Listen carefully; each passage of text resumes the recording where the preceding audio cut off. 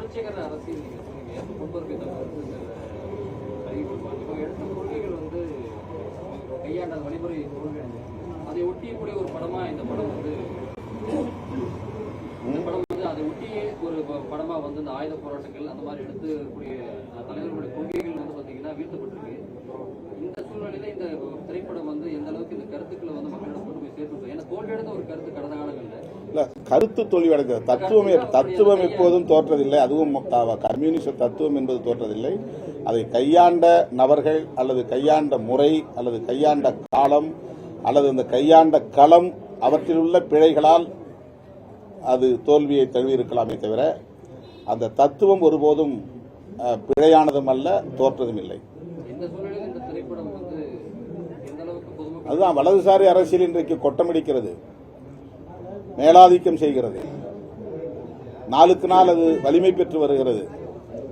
இந்த சூழலில் இடதுசாரி அரசியல் என்பது, இடதுசாரி பார்வை என்பது, இடதுசாரி அணுகுமுறை என்பது மிக மிக இன்றியமையாத தேவை என்று நான் கருதுகிறேன். திருவண்ணாமலை மாவட்டம் மேல்மா கிராம மக்கள் வந்து உட்பட 11 கிராமங்கள் வந்து நிலங்கள் அவங்களோட விவசாய நிலங்கள் வந்து அரசால் கைகப்படுத்தப்பட்டது சிப்காட் அமைக்கிறதுக்காக.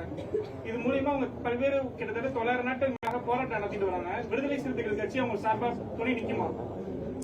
இந்த திரைப்படம் மற்றும் மற்ற ஒரு கேள்வி இந்த திரைப்படத்தோட பொருத்தமான கேள்வி மட்டும் கேளுங்க, வேற அரசியல் கேள்விகள் வேண்டாம்.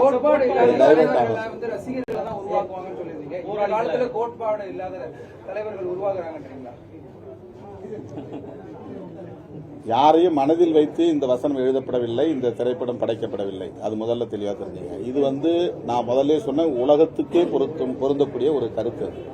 உலகத்தில் எந்த மண்ணில் யார் இயக்கம் உருவாக்கினாலும் அவர்களுக்கு ஒரு கொள்கை அல்லது கோட்பாடு என்பது தெளிவுற இருக்க வேண்டும், அது உறுதியாகவும் இருக்க வேண்டும். அப்படி இருந்தால்தான் அவர்களால் நல்ல போராளிகளை உருவாக்க முடியும். அதுதான் அவருடைய கருத்து.